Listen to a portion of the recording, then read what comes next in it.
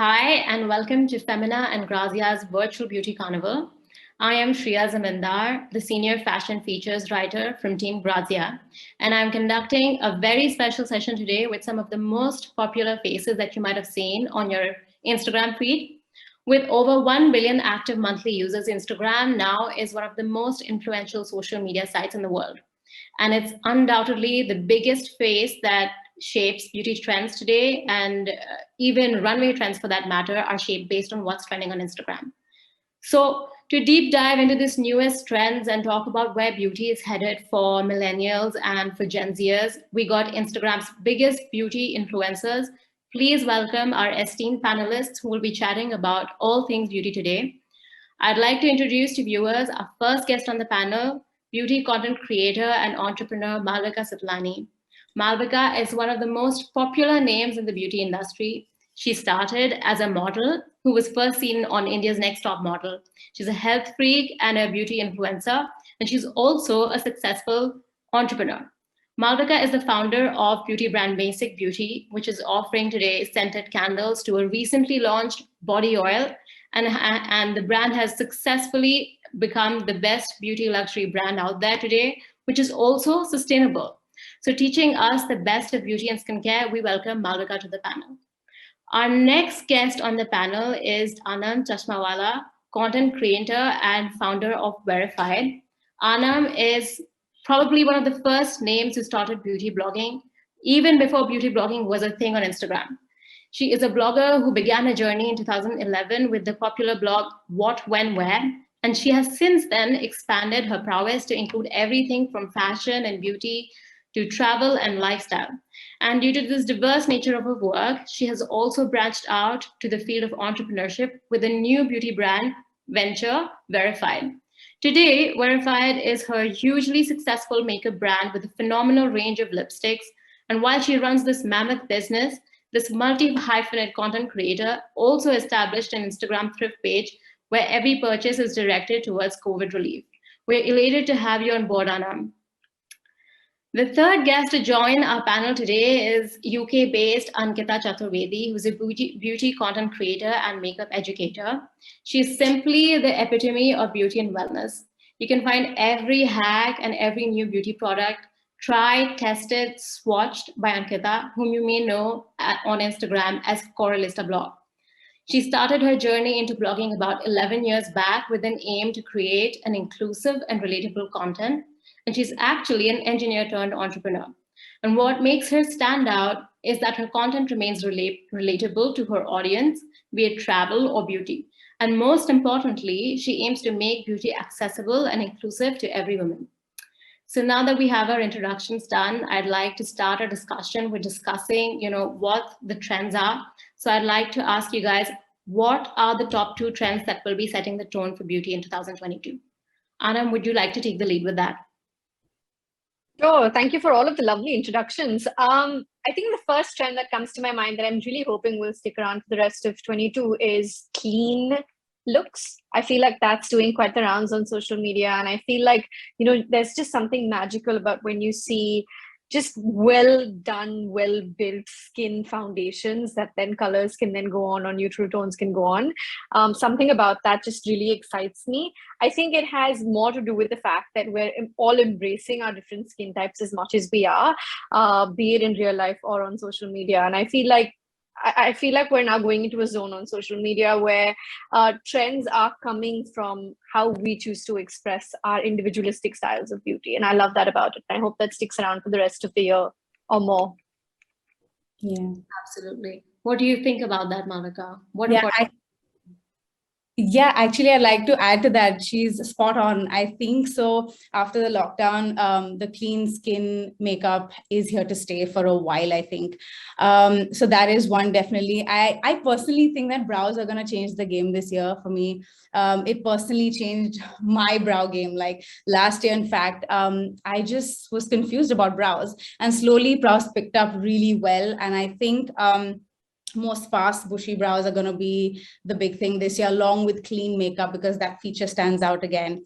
Also, again, not a very trend oriented person. Like I don't like hop onto trends really quickly simply because at the speed that which it is going, it's so hard to catch on to the trends and pick up that it's overwhelming sometimes. So again, like Aanam said, like, we create our own trends and we stick to that, and then that becomes really popular. Also, I think hybrid makeup is going to be a thing. Like makeup infused with skincare is the next big thing I think that's going to happen, because everything has a little bit of something to take care of your skin as well, whether it is lip oils, whether it's foundations. They've got serum infused foundations. So I think that is going to be a game changer if you just want like light skin makeup. So yeah, these two things. Absolutely. Ankita, what do you feel are the top 2 trends for you? Both what Malvika and Aanam have said, like clean makeup and more sort of skincare infused makeup is definitely a trend. Another thing that really excites me in 2022 is a lot of focus on the body and the scalp as an extension of your facial skin. So we're seeing a brand like The Ordinary for the first time. They've launched hair care. They've launched products for the scalp. We're seeing actives now in body products as well. So this is a trend which I feel is quite new. This has not been, at least in the last 11, 12 years that I've been part of the beauty industry, we've not really spoken so much about the scalp health and, your body using, say, retinoids for the body. So this is like absolutely new territory. I find it really exciting. I also feel like a lot of color is making a comeback, but like Aanam said, beauty is more sort of customized and personalized. So especially I'm seeing like there's so many blushes in the market. So a flushed cheek, a lot of cream products, and also color on the lips. If we look at recent fashion weeks, we're seeing pops of color, but they're made very individual. They're not very perfectly done. They're very customized. So I feel like 2022 is kind of like a pretty exciting year for makeup and, for hair, body, everything. Absolutely. One thing that Malvika mentioned that I would like to focus on, like now that we're talking about trends, you said something about like, having a more, like you like to go for a more classic approach. So what, according to you, is one timeless beauty trend that is always going to have a moment, that's never going to go out? Should we? Oh, okay, cool. I honestly think genuinely eyeliner. For me, eyeliner is something that even if I was not good at, I knew I had to do it anyway. I got sucked into it and I'm just like, you know what? I see my mom, I see everybody just doing something with the eyes. It is so timeless. You dated back to the 50s and stuff. They always had something layered on their eyes. And even if we say like we walk out of the house, but we're like, nahi, aankhon pe kuch to chahiye. So like, either if it's kajal, liner, something, you get good at it eventually. But for me, that is going to remain for a really long time. Liners, yeah. Absolutely. And anybody else wants to talk about what they think is timeless? For me, it has to be lipsticks. I feel like even on my no makeup days, barely their makeup days, lipstick is that one product I reach for. In fact, just this morning, someone asked me why I chose to launch my brand with lipsticks. And of course, it took me 4 years to launch the brand. So I didn't think a pandemic would obstruct my life with the masks, but it would have been a different product otherwise. But lipsticks, for me, it's just one of those things that no makeup look is complete without. I feel like something's missing all the way when I do my face. And if there's nothing on my lips, it's like something's missing. I need that little zhuzh on the lips. It could be something that's balmy, matte, full coverage, tint, anything, but something on the lips to just tie the whole look together. I am with Aanam on this. I feel a lipstick is just something that has for me, it's when I think makeup, the first thing I think is lipstick. And if you look at like World War II, we had like the Elizabeth Arden classic red lipstick that became such a symbol of solidarity and kind of strength amongst women. So I feel like a lipstick is something that, like even under the masks, most of us were still wearing something because it just makes us feel, more ourselves. So I would say, yeah, lipstick to me is like the most iconic, timeless thing. They went into lipstick index to measure how the economy was doing in the business side, if the retail side of things were doing, because you mentioned World War. Because apparently it helps cheer women up. The sales go up. That became a scale to measure retail for a while there. Yeah. That's such an interesting thing that you just said. Yeah. I'm a geek like that. Well, I mean, that gets me to another question. Like now that we're talking about these different products, I think the biggest thing that has changed in the biggest shift in the industry is how inclusive beauty has come in. So what are the beauty trends that according to you are the most inclusive today? Yeah. Should I? Yeah, go for it. Go for it.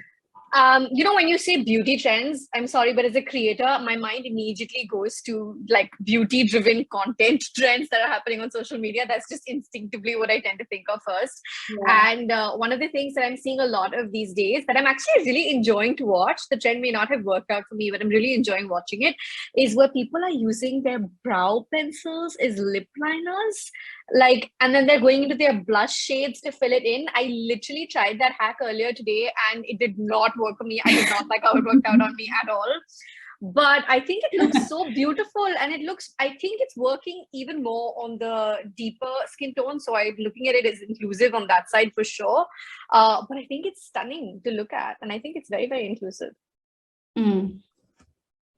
I think color is becoming more inclusive as well. Like when you looked at, say, face makeup and you looked at blushes, especially, like I'm obsessed with blushes and I've got so many new launches. Every brand is coming out with, amazing blushes. I see there's so much more of like, we're seeing red blush, we're seeing berry, we're seeing purple blush having a moment, on TikTok and stuff. So I think, skin, of course, is something that most brands are consciously doing in terms of their foundation, in terms of base makeup, but also in terms of color makeup. I'm seeing like there's a lot more sort of pop of color that works across different skin tones and unusual colors for the face, like red blush, purple blush, and wearable ones, not something that's very editorial, something that you can actually wear. And I find that quite exciting. What do you think how do you think this came into, the vocabulary of beauty today? What is this? Like, where did this come from? I think social media. We talk about how everyone's a creator these days, but that's good because social media has become like a very true representation of the population. We've got people from every walk of life. And if we talk about beauty specifically, people from different, backgrounds, skin tones, skin textures, everyone's creating, some form of content. And of course, brands catering to everyone gives brands visibility. So I think social media is like a big driver for this change. If I may add to that, also because of social media, I guess a lot of us are also voicing what we're looking for. I mean, it wasn't up until too long ago that we saw Indian brands launching more than 5 foundations. And now I feel like they're doing better. I'm not saying they're doing everything they can. It's not everything. We still have a very long way to go. But I guess it starts from need, and it starts from us being able to voice that there's nothing that matches my skin tone here. What the hell are you doing? Yeah. Absolutely. I feel like we have more representation on social media now, which was, it's like a one-way street. It was before like a one-way street where you only saw like billboards or ads. But with social media, you have like an open conversation with so many other different people who are, just like you and me. They're not, these glorified people that we see on like airbrushed billboards. So I think that's a major change, which also brings me to our next question. We were talking about like how the pandemic, affected. I think that's such an important thing to address. And especially because, I mean, you, Aanam, have, this whole like lipstick line and everything. So obviously it's a different kind of challenge itself. But what do you think? Do you think the pandemic has changed the way that we see beauty?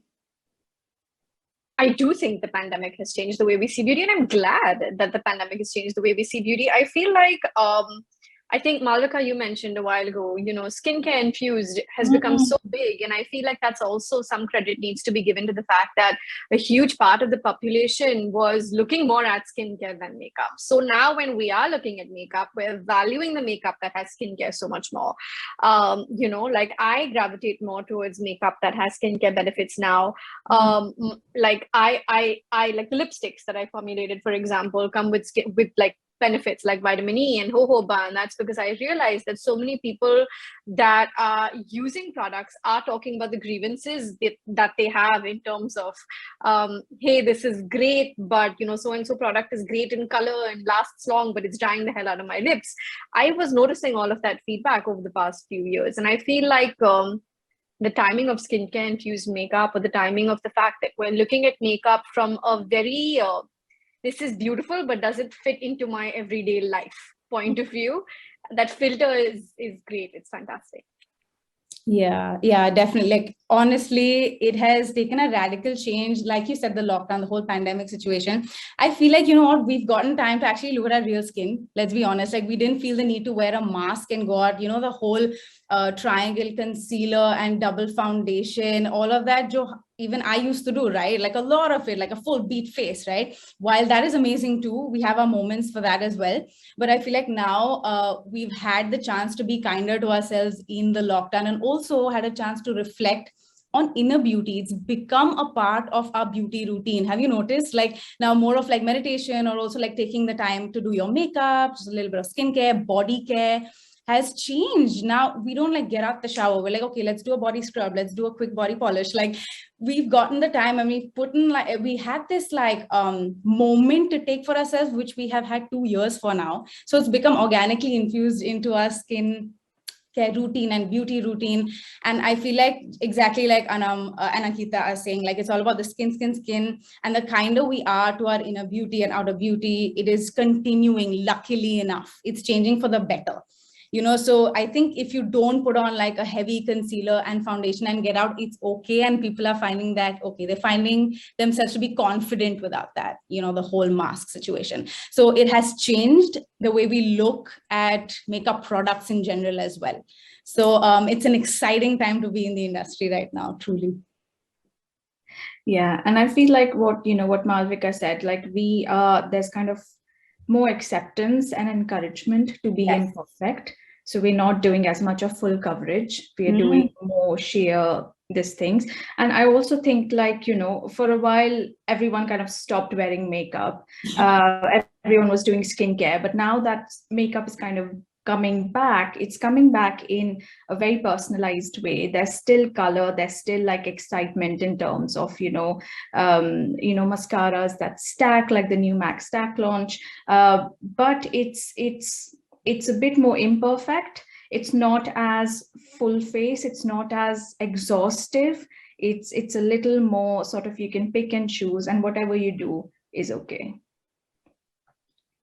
Definitely. I think like the key thing over here is that self-care became such a huge part of our lives that it's just became the new language that everybody is addressing beauty and makeup with. I think that's so cool. That's a really fantastic shift. Yeah. Sorry, I would like to add one thing that was just like in my mind when she was talking. I definitely think like in the lockdown, the people who are afraid to show their artistic side, whether it's in person, if you're not like a social media creator, but just it's sort of like unleashed their creative side through beauty and makeup, simply because we just saw like an overturn of creators come in. Like the new ones also that are showing up now are so talented, and irrespective of gender, color, anything, they're coming out because they could do it in the comfort of their own home. They knew that they could, if they would walk out, they would get judged by society or whatever, but they had 2 years to sort of create, put it out there, put it out there, and they became comfortable in time to be accepted by the people out there. And that fear has been, or is being taken away now. And I think that is a beautiful thing. Like you saw the influx of creators. It was so beautiful and inspiring, to be honest, even for a creator who's been here for so long, is now looking to them as inspiration. So I love that creativity and the creative side that people are now okay with putting out there. So that's one more point. Yeah. That's actually a wonderful contrast, because in one place you see people, embracing a lot of like self-care with this and everything, and in one other way that you're talking about, people have become super experimental as well, because they had this amount of boundaryless limit to kind of explore all of the avenues sitting at home without being judged. That's yes. cool. But now that we're speaking about, the post-pandemic thing, I want to kind of focus on the post-pandemic sort of situation as well. There was a lot of like influx of, homegrown beauty brands. So what is your take on these new brands that are coming up in India? Again, being also a part of that influx, I think is just so empowering. Can I just say, like, I absolutely am awed and inspired by all these women, men, everybody coming out with their own brands, and it's accessible. The thing about that is that it gives kids hope. Like, okay, I think subconsciously, even me, when I saw all these local brands come out, it sort of gave me like the hope that, hey, I could do it too, and I will be okay, because there are so many local brands now. Earlier, it was like, acha, MAC was the only one. Like, there are these giant brands that could be the only aspiring makeup brands, right? But now when you see these small, indie, beautiful, local, homegrown brands, you're like, acha, it's possible to do that, to create a brand of your own and source ingredients from your own country. And it's just like a phone call away, so it feels more comfortable that you are just accessible to people. I think local representation is very important. Over the past few years, I've seen that. And the ability to know that, hey, one day this could be me is amazing. Also, the standard of formulation has changed in India, like significantly over a few years, because again, we're like, okay, how do you get this formulation here? We always look at big brands and be like, no, Lux high end is the only way we can get smooth lipstick or like the best eyeliner. But no, I think now like local homegrown brands are doing amazing with their beauty products and skincare, locally sourced. And the standard of formulation is matching up to international formulation, which I think again is so amazing. So I get super passionate about this because again, Aanam also started her brand, and me myself, and it's possible, right? Like if you ask baby creators and be like, would you ever come out with your own brand? It's sort of intimidating earlier in those years, but now it's like, hey, I can do it. Let me try, give it a shot. So again, that has been fantastic. And so many brands are sort of inspiring a lot of other young people to start up without being fearful, I guess. Yeah. Aanam, would you like to add something to that? Honestly, if I had to say like a word, I'd just say fantastic. I feel really grateful for the support that my community has given me. The entire community of followers have garnered over the last 10, 11 years, I feel has come together to give Wearified the support that it's received over the last 5, 6 odd months. And I am part of that influx as well of new homegrown, sitting in my guest bedroom and making a business model kind of brands. And that's literally how I started out. So, it's had its challenges. I feel like the pandemic was, of course, the biggest challenge, because there was, in the 4 years that it took me to launch Wearified, I definitely feel like I fell off the wagon a few times and said, this is not going to happen. This is not going to see, it's not going to see the light of day. I don't think this is going to work out, but we managed to find a way to, overcome those obstacles along the way. The reason I think homegrown brands are as fantastic as they are, leaving Wearified aside, just looking at the upsurge of them in general in the Indian market, is because of course, I agree with what Malvika saying in terms of giving hope to newer creators, newer just people in general in India, that you can go out there and start your own business. I also just think in general, it's very interesting to see, because India as a country, we're so conventional otherwise, where most people grew up thinking doctor banna hai, lawyer banna hai. For the longest time, blogger was in your a recognized career, so to speak. I remember the first time my parents watched some movie, and I don't know the name of the movie, but I know Sonakshi Sinha was in it, and she played the role of a blogger in it. And my dad called me up after the movie and said, you have to watch this film. She plays the role of a blogger. I've never seen anybody play the role of a blogger in a movie before. And it touched my heart to see my father's excitement about somebody just playing the same occupation as me. So I feel like the fact that I have goosebumps right now. So the fact that I feel like if we can make people realize that you don't necessarily have to take up a job, of course, if that's a choice, that's fantastic. But if you're looking to start your own business, go for it. Do your research, make sure you're doing it the right way, dot your I's, cross your T's, and it's a whole new world. That's the beauty of it. Absolutely. Pun And then, intended. yeah. And I had like this another question in mind that, there's such a rise of like beauty brands. There's so much of information out there and so many products available. So Ankita, I wanted to ask you this question. How do you choose the right product or the information to share with your audience? I think the first thing is even before I try out any product, especially now with skincare, because we've got a lot of skincare brands, I ask the brands if they have any clinical data on their products, if they've done any trials, because this is a concern I have, especially with how much we have, actives are trending right now. So everyone wants to use, AHAs and BHAs, and with some brands, I have had concerns that the product may not be formulated well for safety for people who are not used to using a lot of actives. A lot of people have used very high percentage of actives, and then they've written to me saying, okay, my skin's like, I've destroyed my skin, I don't know what to do now. So in those situations, with those situations, now I've become like a bit more cautious, and any skincare brand that comes to me, if it's a new brand, if I've never tried their products, my first question is, what kind of testing have you done? Another concern that I've seen with a lot of skincare brands is stability. Products are not stable. There's growth, there's all kinds of things happening in the formulations. So yeah, these are questions I ask them. I also ask them if they have data from their lab. If it's a sunscreen, I ask them, because there is a lack of regulation in the Indian space when it comes to skincare. So anyone can claim anything without having to go to a proper regulatory body. So if a brand is saying, okay, this is SPF 50 sunscreen, I want to ask them, okay, where's your data? Show me. Have you gone to some independent labs? What kind of testing have you done to actually prove that it's giving you an SPF of 50? And in this case, some brands like Minimalist have been really impressive because they do a lot of not just in-house testing, they do a lot of independent testing.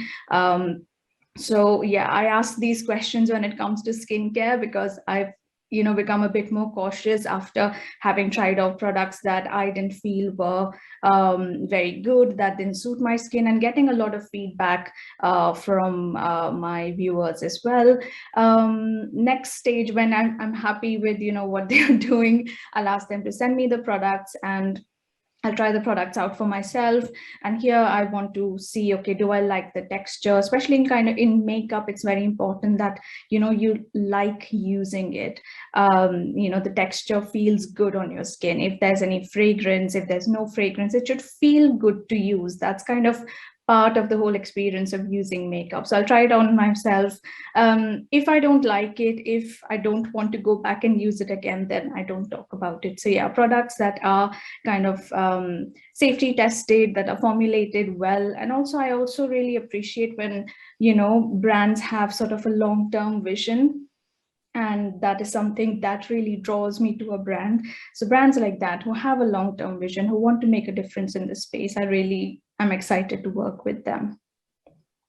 I think that's a really brilliant and excellent way of looking at it. And I just highlighted the fact to me that it's so important for brands to have that kind of transparency. And a lot of times you don't have that brand transparency for people who are consumers. So I mean, the biggest thing that people look at when they look at such big personalities as yourself is that they can trust you to, to try out and explore things so that they can then rely on those products as well. So I think I would like to open up this question for everybody and just like ask, what is a complete no-no when associating with brands that you collaborate with? So yeah, I think over the past 7 years, I have witnessed brands force you to say certain claims, and like the briefs are forced upon you, and like, okay, you have to say this. And skincare very less, because I'm not like a super skincare junkie. So I'll talk more about makeup, but a little bit of skincare as well. They're like, try this out. It's awesome. It's our new launch and we'll go live in 2 days. And I'm just like, that's not how it works. So like Ankita said, you got to try that stuff out, because then recently I have tried we got an influx of skincare, right? Like you said, tried, and it gave me complete rashes, like my skin broke out and how, like hives, okay? And I was like, wow, this is unreal, okay? And it's massive, okay? It did not suit my skin.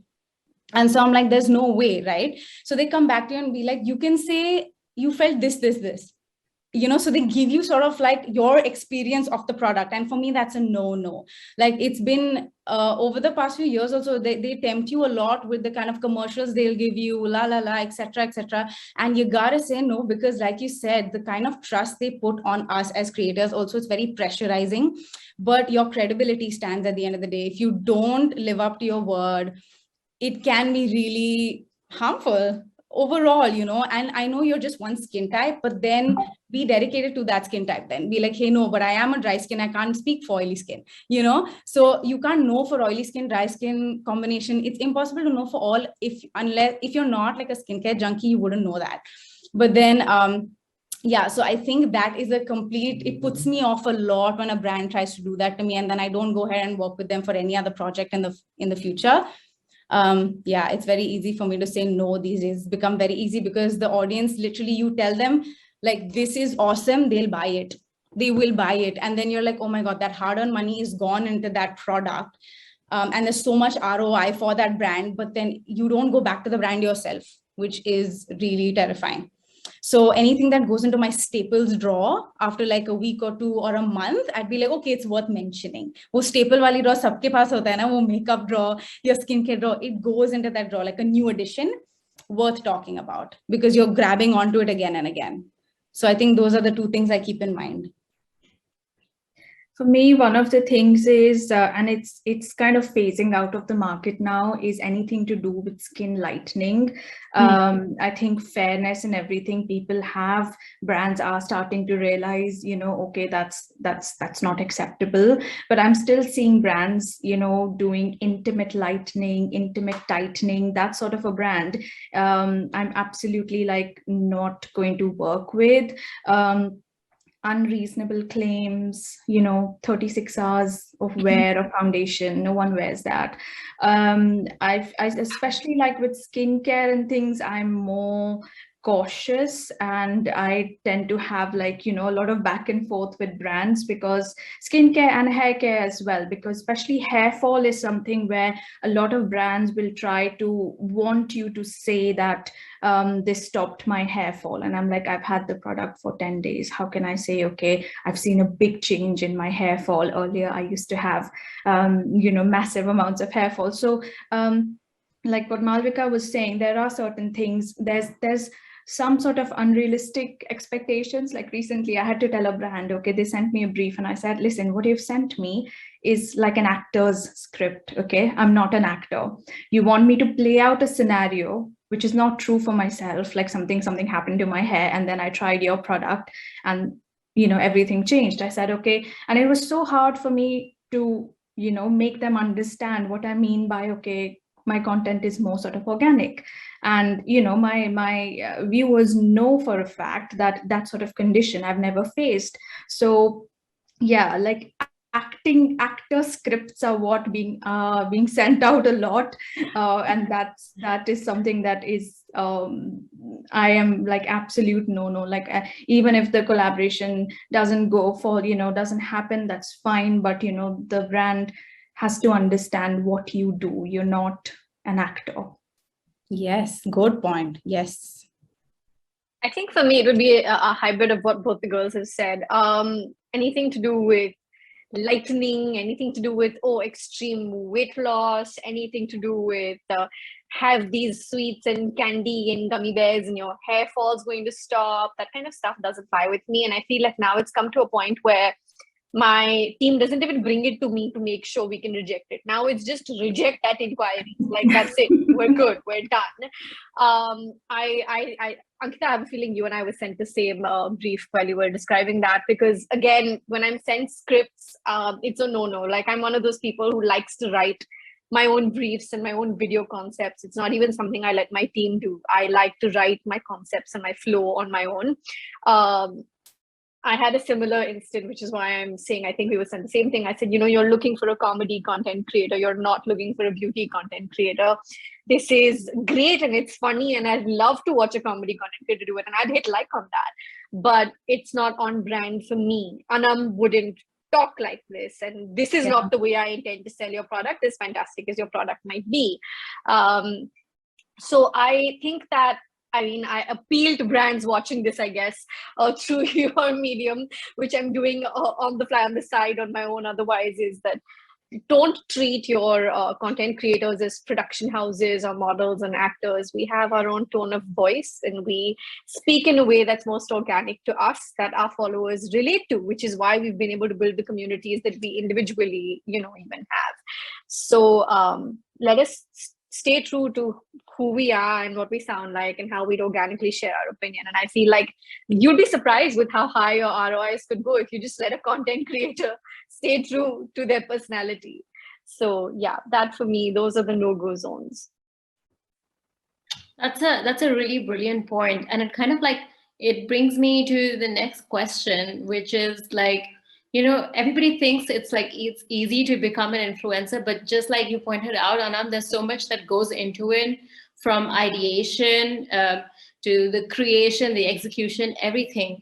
So, and Malvika, you also spoke about, the pressures and everything that you have to do with your credibility that comes, when you're talking to these brands that you're collaborating with.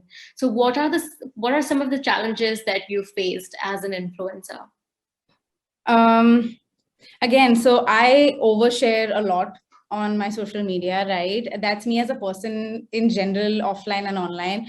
And that's gotten me into some kind of trouble also in the past, because I am the way I speak to you, I speak on my social media, you'll see me like that, like, hey guys, what's up, same thing. And it comes very natural to me. I don't need to sort of pretend. I'll just pick up the phone, speak like I'm on FaceTime. And I think that has, sharing your personal life, sometimes I think it was challenging for me to bring a boundary to it. Be like, Mas, this is your personal life, this is your social life. You got to make a line somewhere, so maintaining that boundary is important. I think can be challenging sometimes for me as a person, because I'm an oversharer in that sense. And yeah, I think other challenges that come my way are also sort of I can't take a sabbatical. Okay, I'm taking a break, I'm bouncing for 3 months, I'll come back later. I feel like you can do that, sure, but it is also really hard, especially given today's time and age where content creators are churning out and they're so freaking talented, and it's not being replaced. Wo baat nahi hai. It's just you're out of sight, you're out of mind. And to sort of say that I'm having a bad phase is very challenging to take a break. I can't be I'm having a bad phase, allow me to sulk for a bit. I can take a week or two, sure, of course, mental health is important. But again, like any other job, I can't be I'm taking off for 6 months, I'll be right back, So that's been difficult. Sometimes you don't want to work for some time, you want to take it easy. So taking that off becomes quite challenging for me as well. And the technicalities, again, the production, when you maintain a certain level of production with your HD camera and your script writing and all of that, then you have to live up to that standard and up, so even producing stuff on the phone would be really hard for me to do. I would want to have my setup, my lighting, even now my lighting, because I'm really used to all of that, so having to keep up all of that on your own, like Aanam said as well, I don't depend on anyone to write my scripts or shoot. There's nothing. It's all taken care of by myself, right? The production, post and pre and everything. So that becomes quite a challenge to build up as well. So yeah, I mean, there's a long list, but I'll allow Aanam and Ankita to take over, and then I'll chime in later on as well. Ankita, would you like to say something about that? Yeah, I agree with some of the stuff Malvika said. I think there's a pressure to always be on, to be constantly sort of sharing on stories. I do find it difficult to take a break, and I've had a lot of struggles with clinical depression over the years, and I've talk about this on my Instagram as well. So yeah, taking time off is is challenging. Also because we've kind of gotten so used to just constantly creating. I think I don't even enjoy taking time off. Like sometimes I've sort of scheduled content for a week and I want to take, this 1 week off. I actually find it, because it's become a habit. So yeah, that is something that's a bit challenging. But I'll also say, especially with the pandemic, it gave me a lot of perspective about that. Every job comes with its challenges, but this is not a very hard job. I was seeing like people who were especially healthcare workers, the way they were working, the kind of physical, mental, emotional stresses that they were going through there's nothing that I can sort of compare it with. So I think it just made me also realize that we kind of get caught up in our sort of bubble of, oh, this is so hard, this is so hard. Like, I used to be very affected by any sort of negative comments. I used to feel a little upset, a little hurt. But I think I've kind of sort of stopped caring about it. I try to see a lot of like the positives. But yeah, like I said, every job has its challenges. Malvika raised some very good points. I think the pressure to constantly be on, and this is the feedback I would get from like people from my own team. They would be like, I want to see what you do in the entire day. Like, as like they would give me feedback as a viewer. Like, I want to see, what did you do when you woke up? What did you have for breakfast? What did you do after that? And because everyone's doing it, for people who don't do it, it kind of becomes like a challenge. And then it feels like, you're not showing up 100% to what you should be doing. And I think one thing truly that I do struggle with is kind of the changing algorithms on platforms. Because you over time perfect one style of content. Like, I like long form content where I can go in depth, but with reels it's become like snappy, short, split second transitions and things like that. And that was something I found little hard to adapt to, because like I like getting into a topic a bit deeper. So yeah, changing algorithms, platforms, I think that keeps us on our toes constantly. Absolutely. For me, I think I would agree with a lot of the points that both Malvika and Ankita have said. I definitely think it's you're always on your toes, out of sight, out of mind. As much as I'd like to be able to switch off sometimes, I think that being a creator after a point is more like a lifestyle. Your brain is always in, everything can be content, and that can be both toxic for yourself, but it can also be really great for your job. I remember when my husband and I decided to go on a holiday where I was not going to create any content, and the minute I reached the airport, I was like, I feel like vlogging. And suddenly I had turned this into a travel, series of travel content. I explored all of Turkey and the whole thing got documented. And but I want to go a little layer deep, if I may. Of course, everything that both of them have said are 100% part of my challenges list, especially with the algorithm point. But I like that Ankita said it's not a difficult job. And the reason that really resonates with me, I'll tell you, is because I'm someone who feels very guilty about the fact that I'm not physically drained when I look at a lot of other people doing what they do, like healthcare professionals, for example, like Ankita said again. I'm one of those people who can shoot, I may finish shooting, let's say 3 reels, and I'm vlogging through the day and it's 4 or 5 p.m. and I'm like, oh, what else can I do through the rest of my day? But I have enough content, because you create a bank over a period of time for the next few days. So you don't really need to shoot anything, because hey, something new will trend day after tomorrow and you'll need to catch up with that anyway. I'm someone who finds it really challenging. And if I'm being very honest, the guilt kicks in very easily. It's almost like, did I do enough today? But I didn't do enough today. It doesn't feel like, I'm always going back and forth between two extremes of can't switch off but also don't want to keep up with every trend and everything that the algorithm is switching.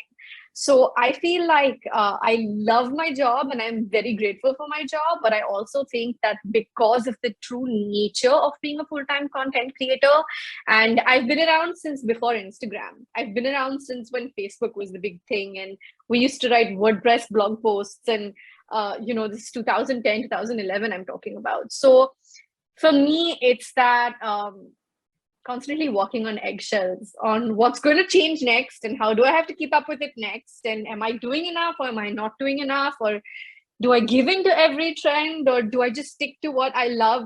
And for me, that's the biggest challenge. It's almost like every other day I find myself going through this existential content creator crisis.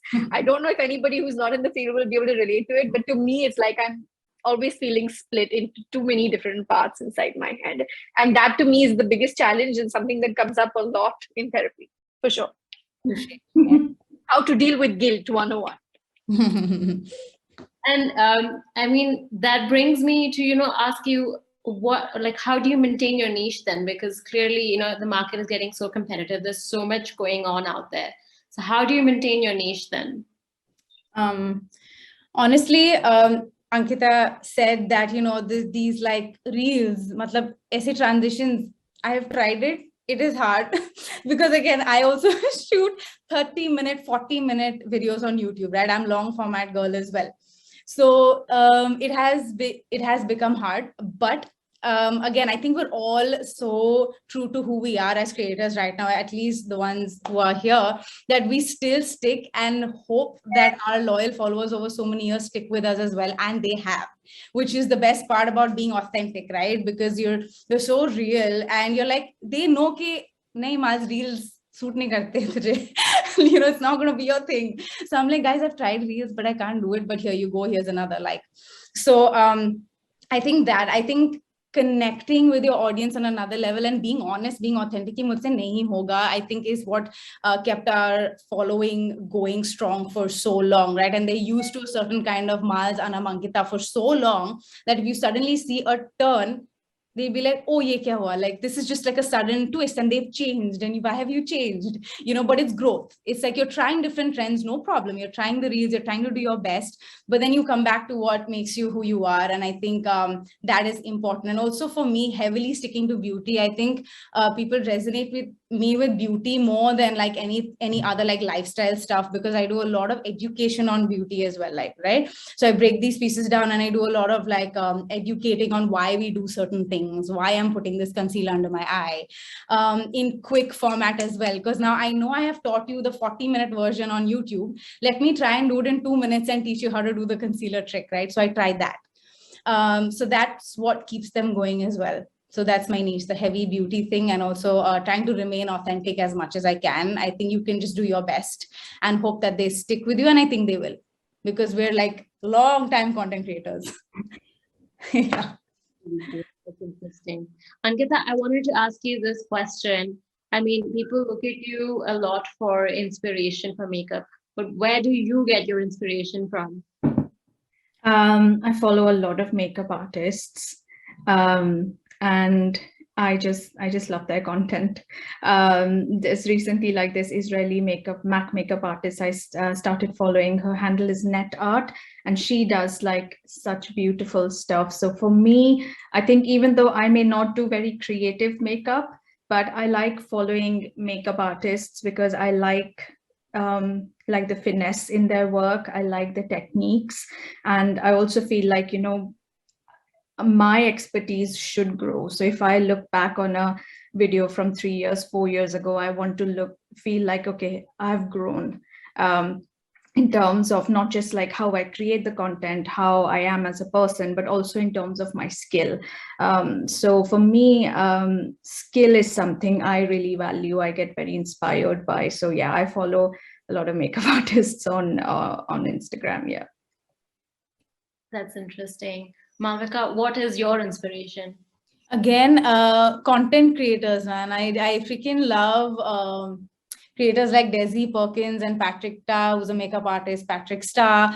Huda Beauty, like these are people that again, makeup artists are also like one of my favorite things to watch, like people's to watch online, and to see that they have eventually turned their personal brand into a makeup brand, which is fantastic, and which is the path we're all like heading towards mostly, right? So that transition into, oh, it's possible and it's so amazingly well done, and they're all also like moms and have families and whatever, like, you know, if you're that kind of a person, you know, you can do it all as well as maintaining and being your real self. So that like really draws me, being like, because now I'm nearing 30 and I'm just like, you know, I'm thinking of different things in life that I want as well, apart from my job. And I'm like, can I do this with all the other things, you know? But I feel like seeing like all of these people do it so well and gracefully is awesome. So I draw my inspiration from, again, a lot of content creators that are doing so well. That's cool. Aanam, is there something that you would like to add? Like, where does your inspiration come from? Inspiration for makeup in particular, or do you mean inspiration at large? For your content that you create, like makeup.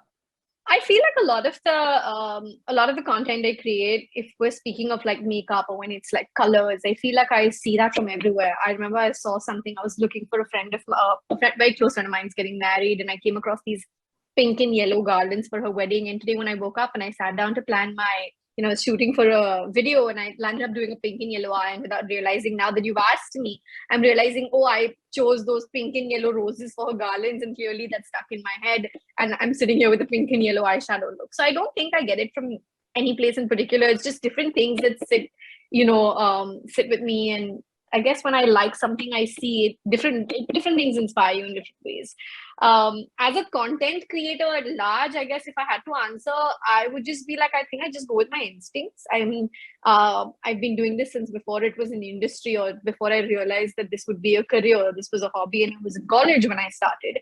I think it's a combination of what I'd like to see as a consumer. I always like to put myself, on the other side and say, what is lacking? What can I put out there that isn't already getting talked about? What would I like to know more of? What would I like to see a simplified version of?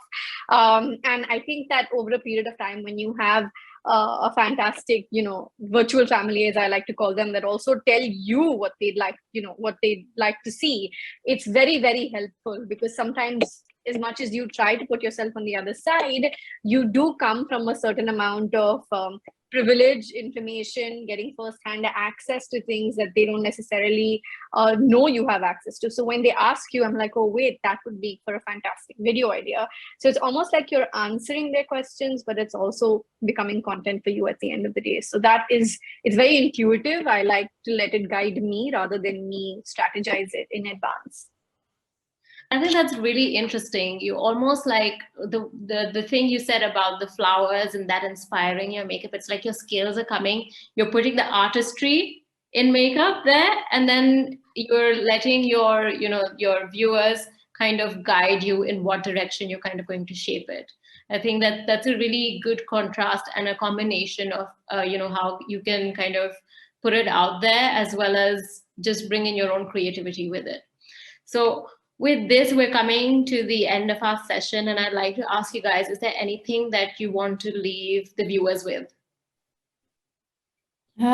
Yes, just if you're planning to, get into content creation, I think now is the right time. Or just the beauty industry in general is a fantastic industry to be in moving forward. It's only booming up and up and up. And there's so much potential for more people in this industry, because every one of us is unique. And advice, be authentic. Like that is my go-to advice for everybody, because it's worked out for me really, really well. Like off camera, on camera, just be yourself. I don't think there's anybody like you. It's a bloody superpower that you have. So don't try and be anyone else. But just do that and put in your hours every single day. And it is going to reap the benefits. Like in a few years, you are going to see that all of that has paid off, right? All of us now have been here for so long, right? And everyone's like, okay, how did you do this so well? How have you done this? It's not overnight. It is not overnight. It's taken us 10 years, Aanam, and more. We've been here for years. So every little day that we have put in our hours has led us here today, and so on and so forth, right? So don't be afraid of working hard and taking the time out for yourself as well. And don't be overwhelmed with content. Calm down, stick to what you're good at, stick to your strengths. Don't try and amplify your weaknesses, amplify your strengths and make that the best you possibly can. That's really cool. Is there something that you'd like to add to that, Ankita?